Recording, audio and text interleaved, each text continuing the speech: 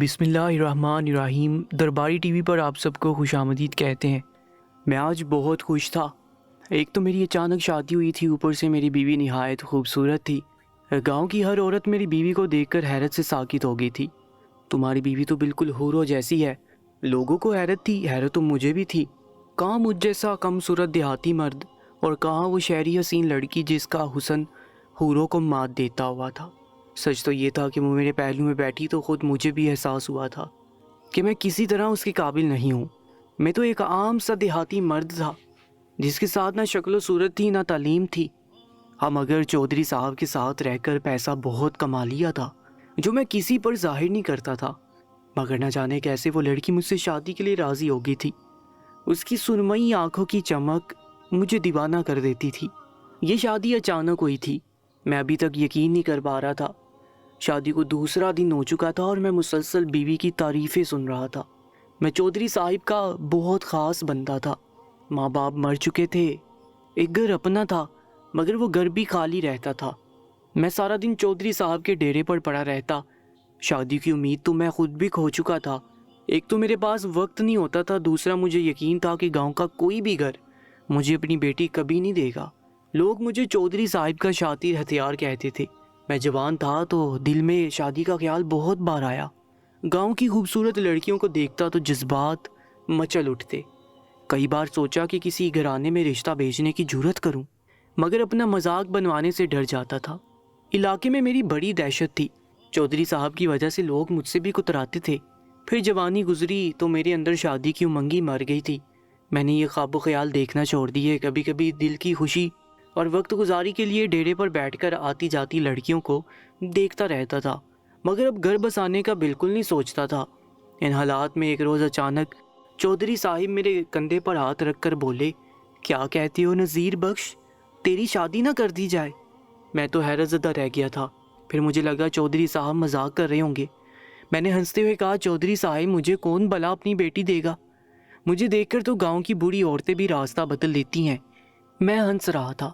چودھری صاحب نے زوردار کہکا لگایا، کہنے لگے، لوگوں پر تو خواہ ہی تم نے اپنا برا تاثر ڈال دیا ہے۔ تم اب کوئی ایسے بھی گنڈے بدماش نہیں ہو، اچھے خاصے کام کے بندے ہو۔ ان گاؤں کے لوگوں کو چھوڑو، سادہ ہیں اور کچھ نخرہ بھی بہت ہے۔ گاؤں میں کام کرنے والے مزارے کو بیٹی دے دیں گے، مگر تم جیسے ٹھاٹ باٹ والے مرد کو بیٹی دینے سے ڈر جاتے ہیں۔ مجھے چودھری صاحب کی باتوں سے اتفاق تھا۔ میں نے بے نیازی سے سر جھٹک دیا اور کہا، چودھری صاحب اب تو مجھے بھی شادی کی خواہش نہیں رہی۔ یوں سمجھ لے کہ میں بھی لڑکیوں کو اب اپنے قابل نہیں سمجھتا۔ میری بات پر چودھری صاحب نے ہنس کر سر ہلایا۔ وہ بھی جانتے تھے کہ میں یہ سب صرف دل بہلانے کے لیے بول رہا تھا، ورنہ شادی کا ارمان کس مرد کو نہیں ہوتا۔ میں بھی چاہتا تھا جب کام سے تھکا ہوا گھر جاؤں تو ہنستی مسکراتی ہوئی بیوی میرا انتظار کر رہی ہو، پکا پکایا کھانا میرے آگے رکھا جائے، جوتی کپڑا بھی تیار ملے۔ مگر یہ خواہش تو حسرت ہی بن گئی تھی۔ چودھری صاحب کے ڈیرے پر کھاتا پیتا تھا، راتوں کو کبھی گھر جاتا تو ویران تاریک گھر میرا استقبال کرتا تھا۔ مجھے اپنی گھر سے ایسے وحشت ہونے لگی تھی کہ میں نے گھر جانا چھوڑ دیا۔ مگر آج چودھری صاحب نے تو بڑی عجیب بات کہہ دی تھی۔ کہنے لگے کہ ان لوگوں کو چھوڑو، میں تمہارے لیے شہر سے بیوی لاؤں گا۔ آخر تم میرے وفادار بندے ہو، تم نے میرے لیے اتنا کام کیا ہے تو میرا بھی حق بنتا ہے تمہارا گھر بساؤں۔ چودھری صاحب کے ان الفاظ نے تو میرے دل میں ان کے لیے عقیدت مزید بڑھا دی تھی۔ حالانکہ مجھے ان کی بات پر یقین نہیں تھا۔ مجھے لگتا تھا کہ چودھری صاحب کی یہ کوشش بیکار جائے گی، مگر پھر بھی میں نے ان کا شکریہ ادا کیا اور اس روز بات وہیں ختم ہوگی۔ کچھ دن تو میں کام میں مصروف رہا۔ ایک روز چودھری صاحب نے مجھے اچانک کسی کام کے سلسلے میں شہر بھیج دیا۔ میں شہر گیا تو وہاں مجھے ایک شہری لڑکی ملی جسے دیکھ کر ہی میں دنگ رہ گیا۔ مجھ جیسا مرد جو گاؤں کی شرماتی لجاتی لڑکیوں کو دیکھ کر آہیں بھرتا تھا، اس لڑکی کو دیکھ کر تو میرا دل ہی دھڑکنا بھول گیا۔ اتنی حسین صورت میں نے اپنی زندگی میں کبھی نہیں دیکھی تھی۔ ایسی خوبصورت لڑکیاں تو صرف ٹی وی پر دیکھنے کو ملتی تھیں۔ ایک تو اس لڑکی نے کوئی چادر نہیں کی ہوئی تھی، سادہ سا لباس پہنا ہوا تھا اور دوپٹہ بھی سر پر صرف ٹکایا ہوا تھا۔ اس کا گورا دمکتا رنگ دن کی روشنی میں مزید نمایاں ہو رہا تھا۔ اس کے بال شہد جیسے چمکتے ہوئے تھے اور سرمئی آنکھیں مسکراتی ہوئی لگتی تھیں۔ میرا سامنا اتفاقیہ طور پر ہوا تھا، مگر وہ تو مجھ سے اتنے دوستانہ انداز میں بات کرنے لگی کہ میں حیران رہ گیا۔ اس کے پوچھنے پر میں نے بتایا کہ میں ایک گاؤں سے آیا ہوں۔ ہنس کر کہنے لگی، ویسے دیہات کے لوگوں کی شان و شوکت ہی الگ ہوتی ہے، شہر کے مردوں میں تو وہ بات ہی نہیں۔ میں اپنی تعریف پر حیران ہوا تھا۔ میرے قد کاٹ تو بہت اچھا تھا مگر شکل بالکل اچھی نہیں تھی۔ کہاں وہ خوبصورت جوان لڑکی اور کہاں میں 40 سال کا مرد۔ اسے لڑکی کی تعریف جچ تو نہیں رہی تھی، مگر مجھے لگا شہر کی لڑکیاں واقعی اتنی مخلص ہوتی ہیں۔ شاید اس لڑکی کو بھی ظاہری شکل و صورت سے فرق نہیں پڑتا تھا۔ وہ میری دراز قد، بہترین لباس اور میرے انداز کی دیوانی ہو گئی تھی۔ اس کے ساتھ باتوں میں وقت گزرنے کا پتہ ہی نہیں چلا۔ ہم ایک ہوٹل میں بیٹھے رہے اور رات کا کھانا کھا کر وہ لڑکی رخصت ہونے لگی تو مجھے اپنا نمبر دینا نہیں بھولی تھی۔ میں اس نمبر کو قیمتی جائیداد کی طرح سنبھال کر واپس لوٹ آیا۔ اب لبوں پر ہر وقت مسکراہٹ رہتی تھی۔ گاؤں کی لڑکیاں تو اب مجھے کسی قابل ہی نہیں لگتی تھیں۔ دل میں سوچنے لگا، اگر وہ لڑکی ان سب کے سامنے آ جائے تو لوگ حیرت سے مر جائیں گے۔ یہاں کوئی مجھے دیکھنا گوارا نہیں کرتا تھا، اور وہ لڑکی تو میرے لب و لہجے کی ہی دیوانی ہو گئی تھی۔ کہتی تھی، مجھے دیہات کے مضبوط مرد بہت متاثر کرتے ہیں، تمہارے ساتھ چلنا مجھے خوشگوار احساس میں مبتلا کر رہا ہے۔ گاؤں آنے کے بعد میں نے اس لڑکی سے رابطہ کرنے کی بہت کوشش کی مگر اس سے میرا رابطہ نہیں ہو سکا۔ میں میسج کر کے اپنا تعارف بھی دیتا رہا اور اسے ملاقات کا حوالہ بھی دیا کہ شاید وہ بھول بیٹھی ہو، مگر مجھے کوئی جواب نہیں ملا تو میں مایوس ہو گیا۔ مجھے لگا اس نے صرف وقت گزاری کی تھی اور نمبر بھی شاید مجھے ٹالنے کے لیے غلط دے دیا تھا۔ میں اس سے مایوس ہو چکا تھا۔ دل میں عجیب سی ویرانی پھیل گئی تھی۔ ایک خواہش سی پیدا ہوئی تھی کہ کاش اس لڑکی سے کچھ عرصہ تو میرا تعلق رہتا۔ اس کی باتیں مجھے خوشی میں مبتلا کر دیتی تھیں۔ اس سے بڑھ کر تو میں نے کچھ چاہا ہی نہیں تھا۔ پھر ایک روز شام کے وقت اچانک مجھے اس لڑکی کا فون آ گیا۔ معذرت کرنے لگی، بولی میں کچھ مصروف تھی، چاہ کر بھی رابطہ نہیں کر پائی۔ اب جیسی فرصت ملی پہلی کال آپ کو ہی کی ہے۔ میں تو آپ کے انداز پر ہی نہال ہو گیا تھا۔ دل سے سارے شکوے ختم ہو گئے۔ مجھے اس کا لہجہ کچھ سنجیدہ اور پریشانی میں ڈوبا ہوا لگ رہا تھا۔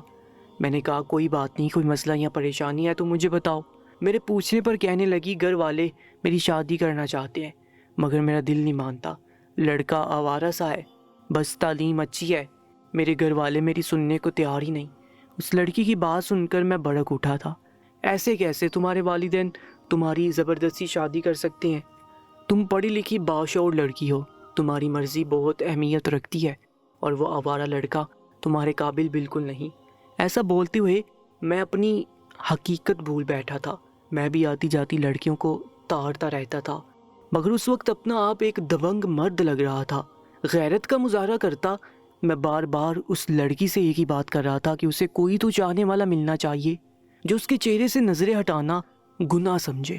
میری باتوں نے اس لڑکی کو خوش کر دیا تھا۔ اچانک اس نے ایسی بات کی کہ میں کچھ بولنے کے قابل ہی نہیں رہا۔ بے یقینی کے مارے میری بولتی بند ہو گئی۔ کہنے لگی، ایسا مرد تو پھر اس دنیا میں شاید تمہارے علاوہ کوئی نہیں۔ اگر تم مجھ سے شادی کر لو تو میری زندگی سنور جائے گی۔ تم جیسا مرد میرے ساتھ چلے تو کبھی کسی کی جرت نہیں ہوگی مجھے تکلیف پہنچائے۔ میں یقین نہیں کر پا رہا تھا کہ جو خواہش دل میں لانے سے ہی ڈرتا تھا وہ لڑکی اپنی زبان پر لے آئی تھی۔ کہنے لگی، میں تم سے شادی کرنا چاہتی ہوں۔ مجھے ایسا ہی مرد چاہیے جو مضبوط کردار کا ہو، اس کی ایسی شان ہو کہ لوگ دیکھ کر سر جھکا دیں۔ میں بہت دیر بعد بولنے کے قابل ہوا تھا۔ میں نے کہا، مجھے تو اعتراض نہیں، یہ تو میری خوش نصیبی ہوگی کہ تم میری زندگی میں شامل ہو جاؤ۔ یقین دلاتا ہوں، نہ تم سے پہلے کبھی کوئی عورت تھی، نہ تم سے بعد کوئی عورت میری زندگی میں آئے گی۔ میں پرجوش ہو گیا تھا۔ میری بات پر وہ لڑکی کھلکھلا کر ہنس پڑی۔ کہنے لگی، تو پھر ٹھیک ہے، مجھے بتاؤ کب شہر آ رہے ہو، ہم نکاح کر لیتے ہیں۔ میں نے کہا، اپنے گھر کا پتہ دو، رشتہ بھیجتا ہوں۔ میری بات پر وہ ایک لمحے کے لیے خاموش ہو گئی۔ مجھے پریشانی ہوئی کہ شاید وہ لڑکی مذاق کر رہی تھی اور میں سنجیدہ ہو گیا ہوں۔ شرمندگی بھی ہونے لگی کہ اتنا بڑا مرد ہو کر میں کیسے بے تابی کا اظہار کر بیٹھا تھا۔ مگر وہ لڑکی بولی تو اس کا لہجہ اداس تھا۔ کہنے لگی، تمہیں میرے گھر والے کبھی رشتہ نہیں دیں گے۔ میں ان کا جواب پہلے ہی جانتا تھا۔ اس کی بات پر میں پھیکا سا مسکرایا۔ میں نے کہا، میں جانتا ہوں میری شکل و صورت اس قابل نہیں ہے۔ وہ تڑپ کر بولی، ایسا نہیں، میرا جس لڑکے کے ساتھ رشتہ ہو رہا ہے وہ بھی کوئی ایسا خوبصورت نہیں ہے۔ میرے گھر والوں کو صرف پیسے سے غرض ہے اور میرا باقاعدہ سودا کیا جا رہا ہے۔ یہ گھریلو معاملات تم نہیں سمجھ پاؤ گے۔ مگر اتنا جان لو میرے گھر والے مجھ سے مخلص نہیں ہیں اور میں اب ان سے رشتہ نبھاتے تھک چکی ہوں، اس لیے اگر تم مجھے دل سے اپنا لو تو میں تم سے نکاح کر کے تمہارے گھر چلی جاؤں گی۔ میرے گھر والوں کو میری خوشی سے غرض نہیں تو میں ان کی عزت کی پرواہ کیوں کروں؟ وہ رونے لگی تھی، میرے دل کو تکلیف سی ہوئی تھی۔ ایسی پھولوں جیسی نازک لڑکی مجھے ملتی تو سر آنکھوں پر بٹھائے رکھتا۔ اس کے گھر والے اسے کیسی اذیت سے دوچار کر رہے تھے، نہ جانے وہ معصوم لڑکی کن حالات کا شکار تھی، مگر میں تو اسی میں ہی خوش ہو گیا تھا کہ وہ مجھ سے شادی کرنے پر آمادہ ہو گئی تھی۔ میں نے کہا فکر مت کرو، اب اپنا آپ میرے حوالے کر ہی دیا ہے تو سب مجھ پر چھوڑ دو اور مجھے دن بتا دو کہ کس دن تمہیں لینے آؤں۔ میری بات پر وہ لڑکی خوش ہو گئی۔ پرجوش لہجے میں اس نے کہا 2 دن بعد اسی جگہ چلے آنا جہاں ہم پہلی بار ملے تھے۔ میں نے کہا ٹھیک ہے۔ وہ کال کاٹنے سے پہلے بار بار یقین چاہ رہی تھی، کہنے لگی اپنی بات سے مکر تو نہیں جاؤ گے؟ ایسا نہ میں ساری کشتیاں جلا کر تمہارے پاس آؤں تو تم مجھے کہیں ملو ہی نہیں۔ میں نے کہا فکر مت کرو، میں زبان کا پکا ہوں، اپنی بات سے کبھی نہیں پھروں گا۔ وہ خوش ہو گئی تھی، میرا بھی دل زور زور سے دھڑک رہا تھا۔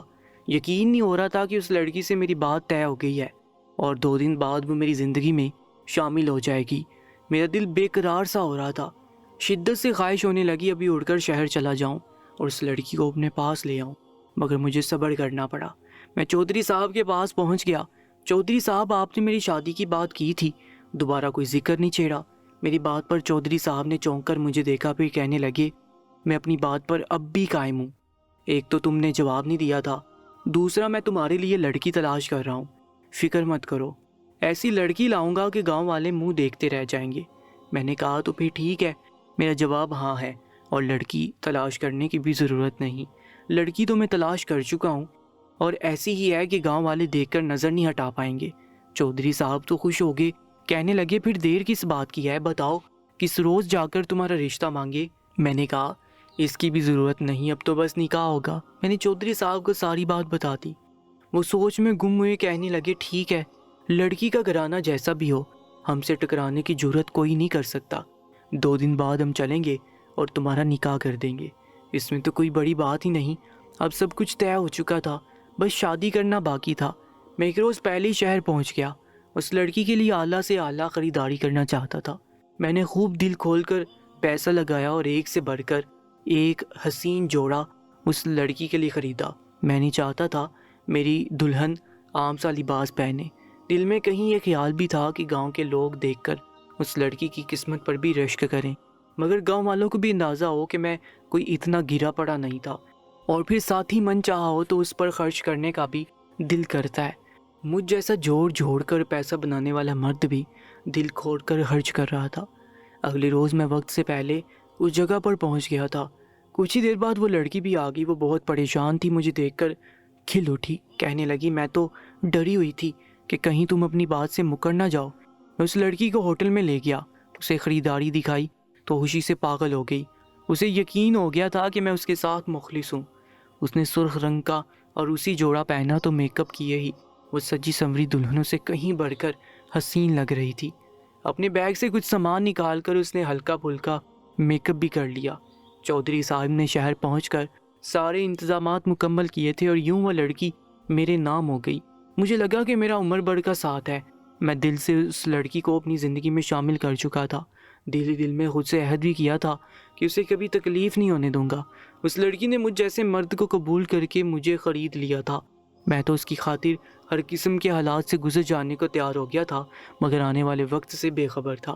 اس لڑکی کو لے کر گاؤں پہنچا تو گاؤں کے لوگ میری شادی کا سن کر ہی حیران ہو گئے۔ میں نے اپنے گھر کے دروازے کھول دیے، دعوت کا ایسا اہتمام کیا کہ لوگ اشش کر اٹھے تھے۔ میں نے گاؤں والوں کو دعوت دی، کہا میری شادی کا موقع ہے، میرا کوئی گھر بار یا خاندان تو ہے نہیں، اس لیے گھر والوں کو ہی آ کر رونق لگانی ہوگی۔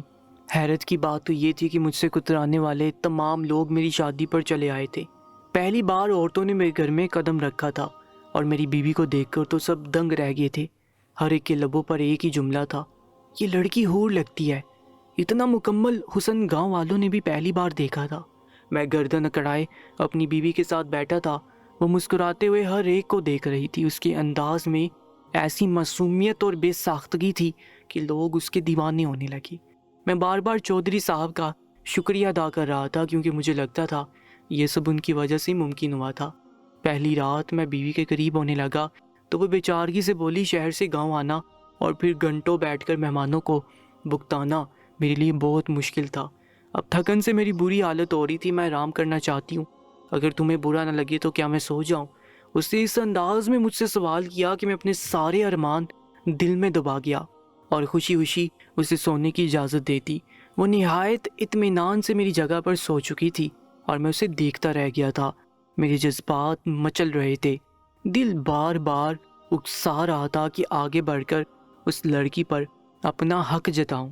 میں صبر کے گھونٹ بھر کر رہ گیا تھا۔ اگلے روز چودھری صاحب نے مجھے اپنے گھر بلایا۔ یہ دعوت خصوصی طور پر میری بیوی کے اہتمام میں کی گئی تھی۔ میں اپنی بیوی کو لے کر چودھری کی حویلی پہنچا۔ میں مردان خانے میں بیٹھ چکا تھا۔ چودھری صاحب کے 2 جوان بیٹے تھے، مجھ سے مل کر کہنے لگے، تمہاری بیوی کے آنے کے بعد تو پہلے روز گاؤں میں اس کے حسن کا چرچا عام ہو چکا ہے۔ تم نے تو ہم سب کو حیران کر دیا، ہمیں تو لگا تھا تم ساری عمر کنوارے رہو گے۔ ان کی بات پر میں کہکا لگا کر ہنس پڑا۔ اب تو ہر بات مذاق لگتی تھی، نہ طنز محسوس ہوتا تھا نہ ناگواری محسوس ہوتی تھی۔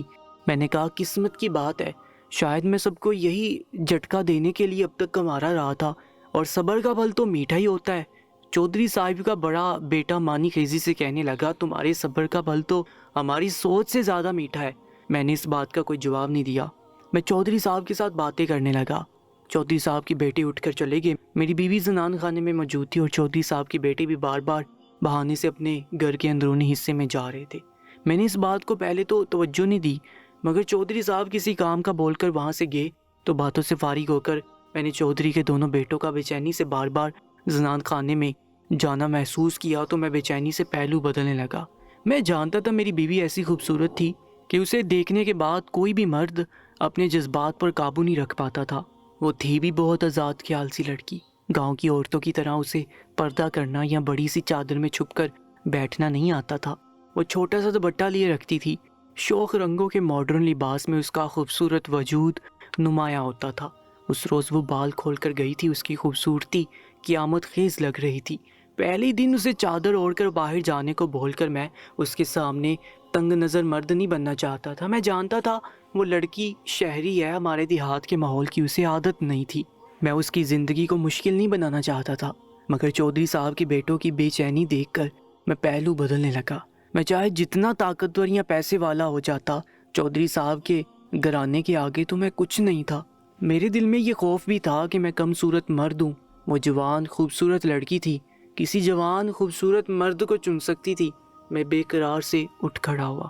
چودھری صاحب بھی اب جا چکے تھے۔ میں فوراً اٹھ کھڑا ہوا، اپنی بیوی کو میسج کیا، میں باہر انتظار کر رہا ہوں، جلدی باہر آ جاؤ۔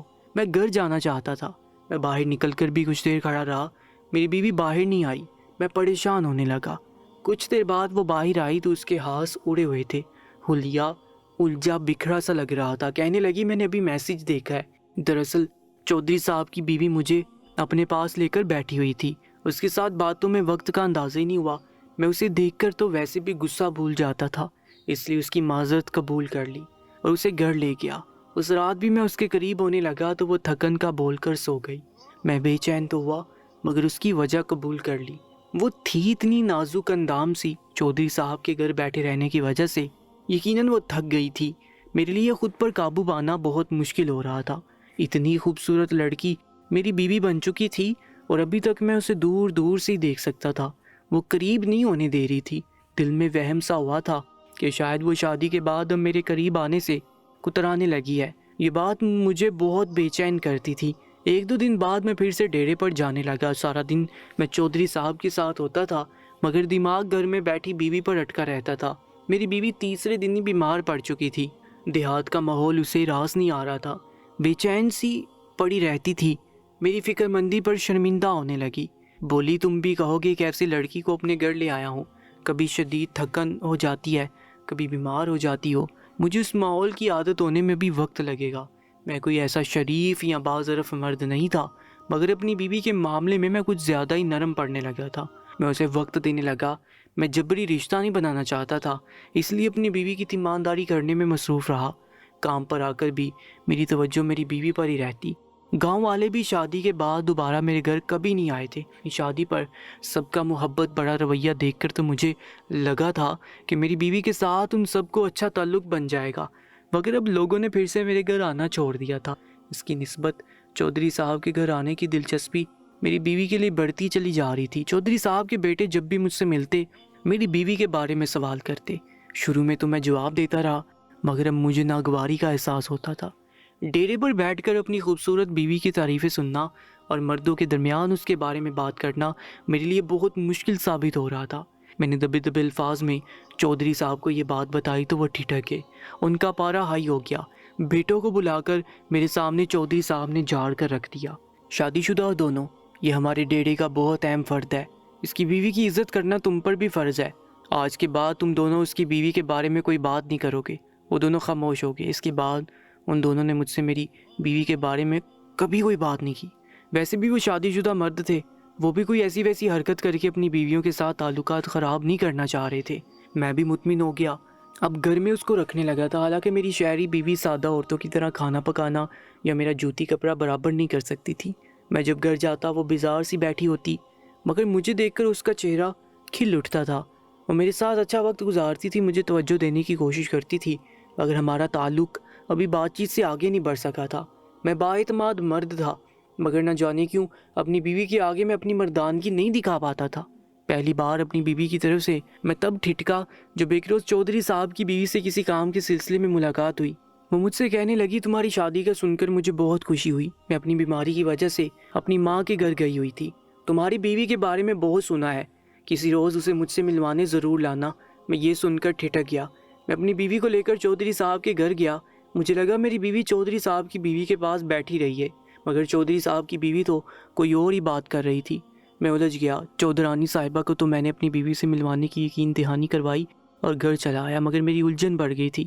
بیوی سے بات کی تو وہ چونک گئی، کہنے لگی، مجھے کیا خبر کون چودھری صاحب کی بیوی ہے۔ میں جب حویلی میں گئی تو ایک عورت نے میرا استقبال کیا، بہت اچھے سے ملی اور مجھے بٹھا کر کھانے پینے کا انتظام کیا۔ مجھے لگا وہی چودھری صاحب کی بیوی ہے۔